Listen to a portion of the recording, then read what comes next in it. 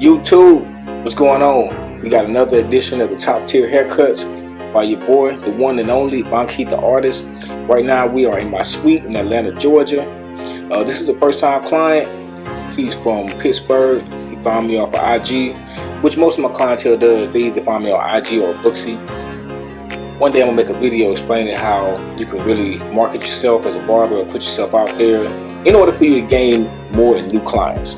However, the fade we're doing today is the burst fade. These burst fades, they can be a little hard to do because it's all about your wrist work, and this really shows how your fade game really is supposed to come out. Now you can't rush through this, but you don't want to go too slow. We're also going to be performing a facial on my client. This is the service that he selected. A lot of the videos that you see on my YouTube, they're going to consist of facials because that's what a lot of people book, and I do promote them a lot. So the things that you promote the most are the things that people are going to select. If you want to be a barber that charges $100, you have to present those $100 type of haircuts and also put it out there. Hey, this is a $100 type cut, and then somebody's going to say, hey, you know what, that's worth it. I'm willing to pay for that. Let me book that guy for that. But enough with the jibber jabber. Right now I'm just screen scrubbing through just a little bit, but just to give you a little explanation of what I'm doing, I just created my first guideline, and I also knocked some of the bulk down with my 1.5. So now I'm just fading out my bottom blend of my burst fade. This is a very important part because this determines how the burst fade is really going to be constructed. Now also, another very important part that we're about to get into is that mid blend. If the mid blender isn't constructed right, you don't have a burst fade. Now a lot of people, they like to say, you know, burst fade, faux hawk, mohawk.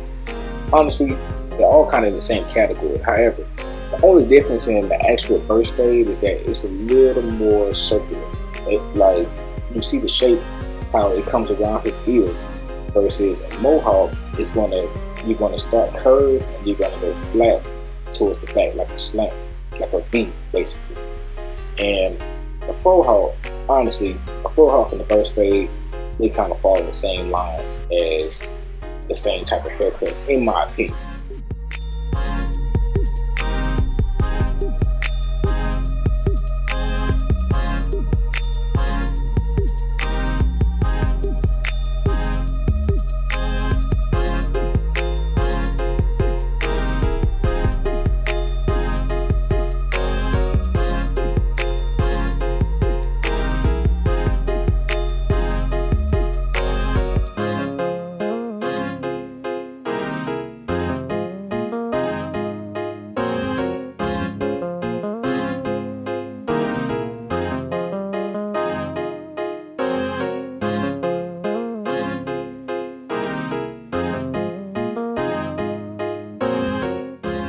Yes, you see how I gently tilt his head?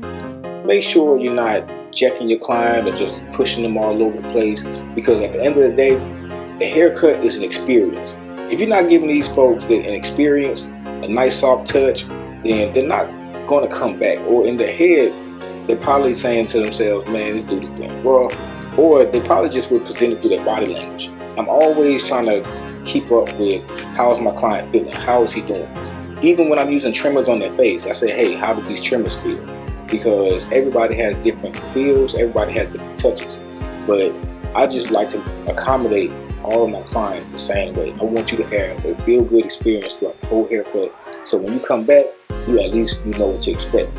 But even when it's your first time, I still want to grant you a top tier experience. That's why I call my brand the Top Tier Haircut, because everything is immaculate. Everything's going to be done to the best of my ability. If I don't give you 1,000%, it's going to show, because I can't do nothing lower than that.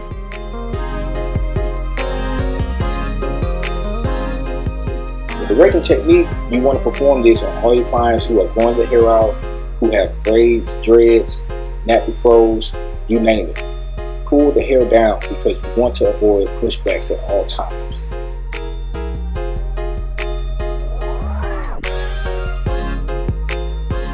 Alright, we just got that right side tight and crispy. Now we just perform the same thing on the left side. It's not going to be too hard. It's not going to take too long. We're doing exactly the same steps. Start my first guideline. I'm just going up about, it looks like a whole inch, just to give myself some room to blend that bottom blend out.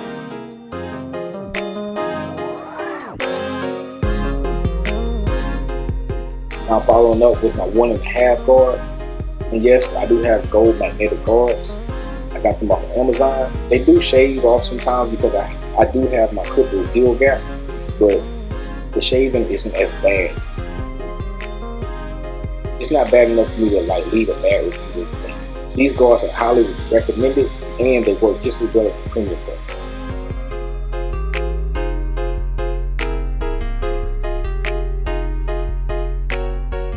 Let's cut that bolt down.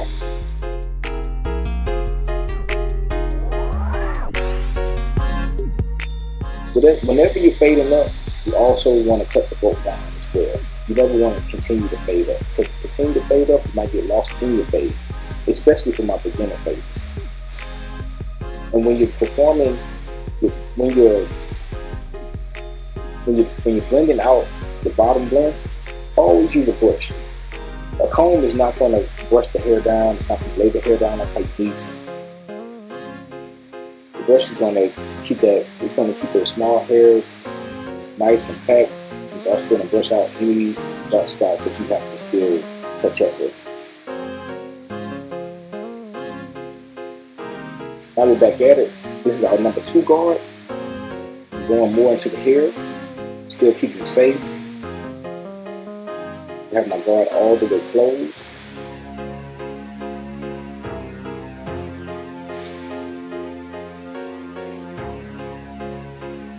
And like I said, whenever we fade up, we must cut the bolt down. Fade up, cut the bolt down. Make your fades make sense.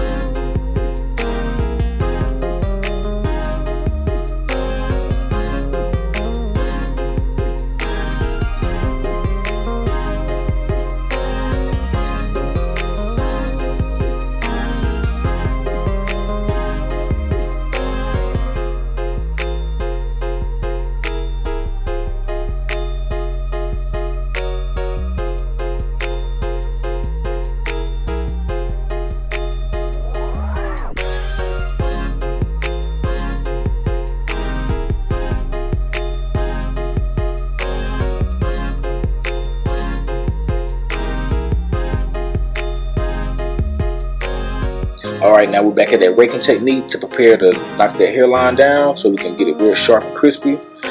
Let's start on this right side. Now usually, before I hit them with the trimmers, I always hit them with the razor first, especially on the edges, because a lot of people's edges and the hairlines, they may be a little softer than normal. So I always start off with that razor, and then I follow it with my trimmers. Now these trimmers, they're very sharp. Shout out to Clipper Grinder, shouting them out on almost every video that I can. Clipper Grinder, he modified and he sharpened these blades on these walls. These walls, they hit really good. I can't complain. I really can't.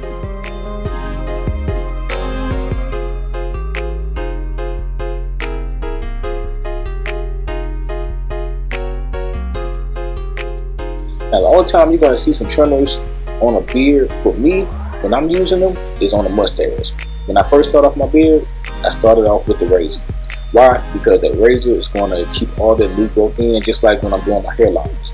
I start off with my razor because I don't want to go into anybody's beard too much. And a lot of times, men want to keep their beards wide because we're in the age where beards are accepted, especially in corporate.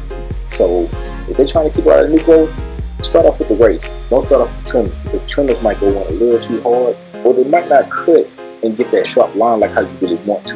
But if you start out with that razor, the razor will be able to give you that guideline to where, okay, I can start off wide, and if I need to go in a little more, I can. When you hit it with the trimmers, one mess up, it's over with. There's no coming back.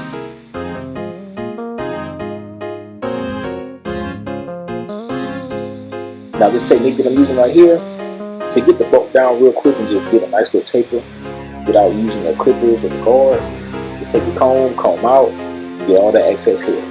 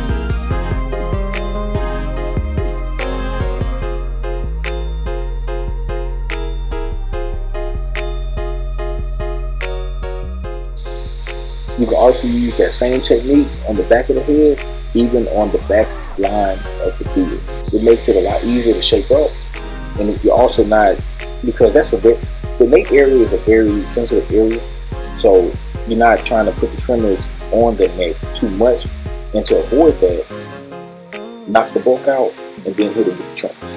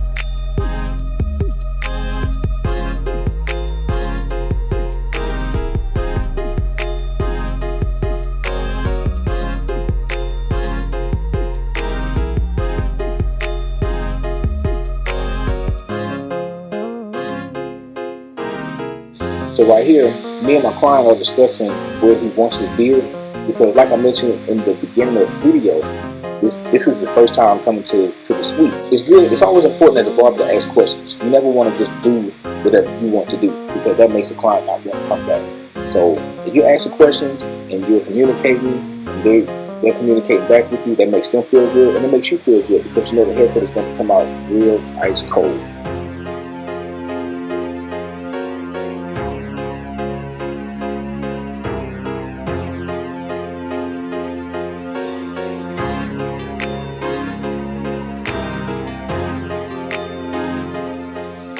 Alright, and now we're about to start this facial process. When you start the facial process, of course, you want to moisten the skin, hit it with a hot towel, massage the face. I always massage around the neck, around the ears, get in with the shoulders, release that tension.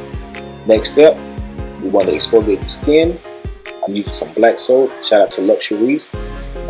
She sent me some products, and I really appreciate these products. I've been using them for about a month and a half straight.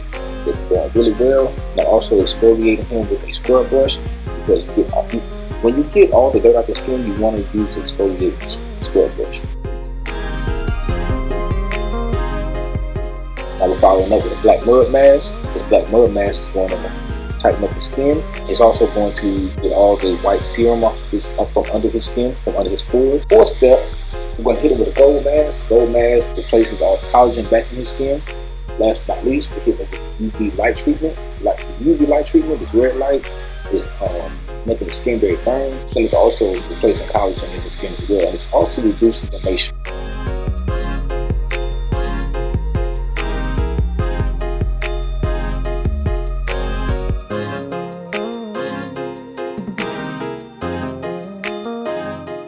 Now, even though we already lined them up, we already got the hairline down, whatever we start, we always mess up, we always fix it again.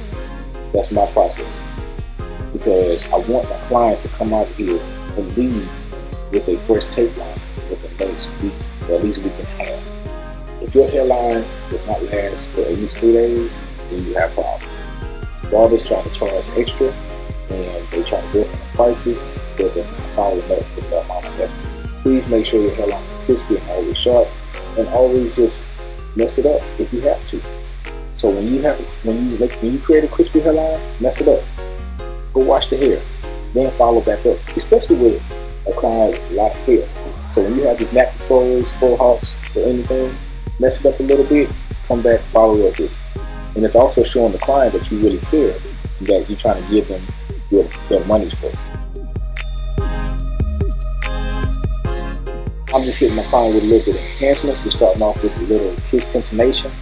I'm not spraying too much, because his front line is a little light, as you can see. So Since this front line is a little light, I don't usually always hit all of my clients with this, but you're going to have to use some hair fibers just to darken up some of those light areas for him.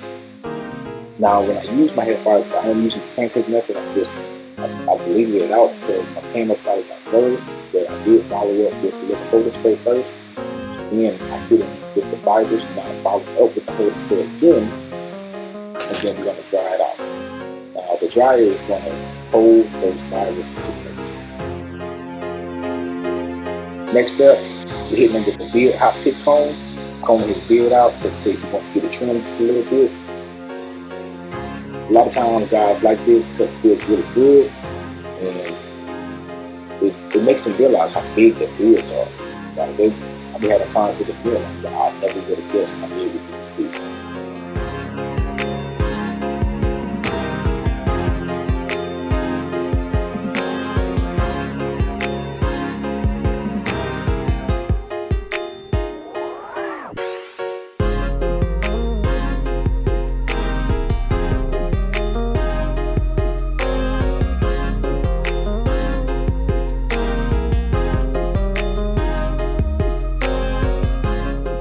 Now, when you're trimming your beards, make sure you take the time. It's just like a hairline. You want the beard to be perfect, you want it to be crispy, because men really work really hard on the beards. Men work harder on their beards than they do to grow their hairlines back. So, take the time, hit it with a little holder spray, let it sit, and then give it that nice trim. Now, when you're trimming it, make sure you're only trimming the outside, like getting those split ends.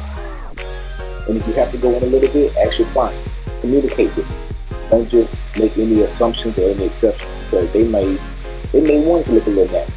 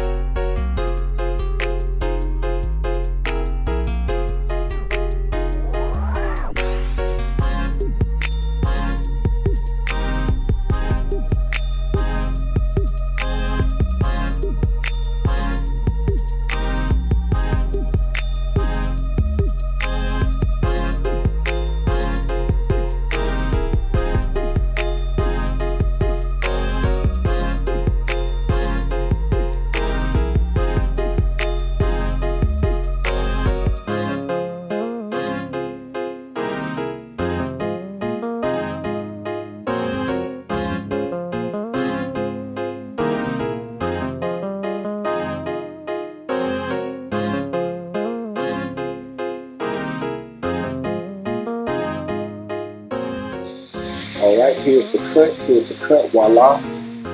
This is a nice clean burst fade. This is enhancements that look pretty natural to me. I hope you like the cut. Thank you for tuning in and watching. Please hit those notification bells. Please hit the subscribe button. Please hit the like button. And also comment.